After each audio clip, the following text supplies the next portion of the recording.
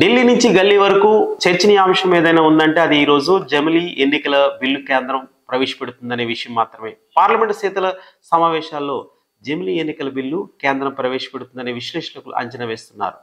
ఎట్టి పరిస్థితుల్లోనూ దేశంలో 2027లో జమిలీ ఎన్నికలు జరుగుతాయని చోటమోటా రాజకీయ నాయకుల నుంచి బడా రాజకీయ నాయకుల వరకు అందరూ ముక్త కంఠంతో చెబుతున్నారు. జమిలీ ఎన్నికల వల్ల ప్రాంతీయ పార్టీలు తీవ్ర ముప్పు ఉందని ఒకవైపు వామపక్షాలు, మరొక వైపు రాజకీయ విశ్లేషకులు అభిప్రాయపడుతున్నారు. ఎందుకంటే వన్ నేషన్ వన్ ఎలక్షన్ అనే స్లోగన్పై వెళుతున్న జమిలీ ఎన్నికలను దేశంలో అమలు చేస్తే రాష్ట్రాల ప్రాముఖ్యత తగ్గుతుంది. అలానే ప్రాంతీయ పార్టీల అస్తిత్వానికి బాగా ముప్పు వాటిల్లే అవకాశం ఉన్నట్లు తెలుస్తుంది.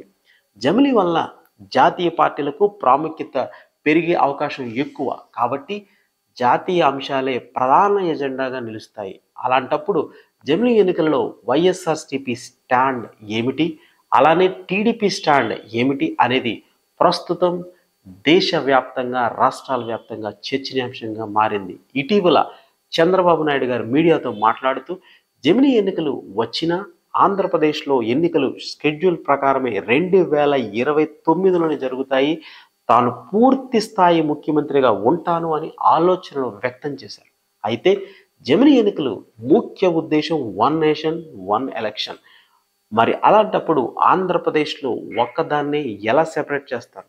అలానే $1 మిలియన్ ప్రశ్నగా మిగిలింది మరొక కోణంలో ఆలోచిస్తే తెలుగుదేశం పార్టీ ఎన్డీఏలో ఒక కూటమి జమిలీ ఎన్నికలను నిర్వహించాలనే నిర్ణయం తీసుకుంటే దాన్ని అభ్యంతరం చెప్పే ధైర్యం టీడీపీ కేంద్రంతో చేస్తుందా అనే విషయాన్ని మనం ఇక్కడ ఆలోచించాలి. దేశంలో ప్రతిపక్ష పార్టీలు జమిలీ ఎన్నికలను ఖండించి వ్యతిరేకిస్తున్న విషయం తెలిసింది.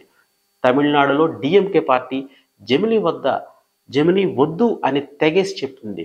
అలానే వామపక్షాలు జమిలీ వల్ల ప్రాంతీయ పార్టీల ముప్పు అంటూ మరీ చెబుతున్నారు. మరి అలాంటప్పుడు టీడీపీ ఆలోచించి తీసుకునే స్టాండ్ జమిలీ వైపు వస్తుందా, ఉంటుందా అనేది ఇప్పుడు చర్చనీయాంశమైంది. అలానే ప్రాంతీయ పార్టీలో ఉన్న వైఎస్ఆర్సీపీ కూడా జమిలీ ఎన్నికలను ఆహ్వానిస్తుందా, వ్యతిరేకిస్తుందా అనేది కూడా చర్చనీయాంశంగా ఉంది. ఇలాంటి పరిస్థితుల్లో 80వ దశాబ్దంలో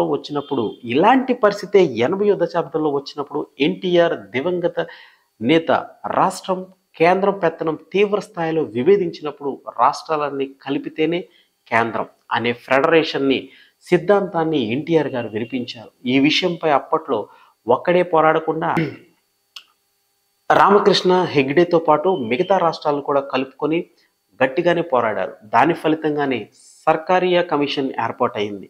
సర్కారియా కమిషన్ భారతదేశంలో కేంద్ర రాష్ట్ర ప్రభుత్వాల మధ్య సంబంధాలను పరిశీలించేందుకు, సిఫార్సు చేసేందుకు, అలానే కేంద్ర రాష్ట్ర ప్రభుత్వం నియమించిన కమిషన్ కేంద్ర రాష్ట్రాల మధ్య సహకారాన్ని మెరుగుపరిచేందుకు మార్గాలను కూడా సూచించింది. కానీ ఇప్పుడు చూస్తే రాష్ట్ర ప్రభుత్వాల ఆధిపత్యం తగ్గించి కేంద్ర ఆధిపత్యం ఉండేలా అడుగులు పడుతున్నాయి.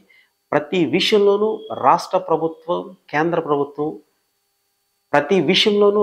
ప్రభుత్వం కేంద్ర ప్రభుత్వంపై ఆధారపడేలా రూట్ క్లియర్ చేస్తున్నారని, దీనిపై సామాన్య మానవుడిపై పన్నుల భారం పడే అవకాశం ఉందని రాజకీయ విశ్లేషకులు చెబుతున్నారు.